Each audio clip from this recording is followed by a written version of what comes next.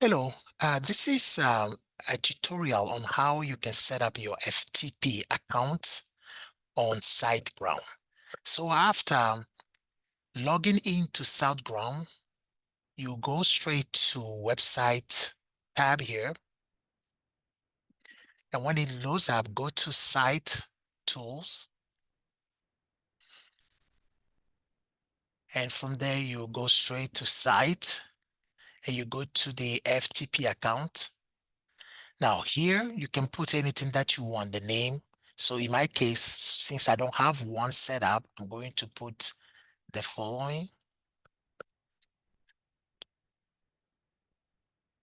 That is what I have it. And I'm going to create a password.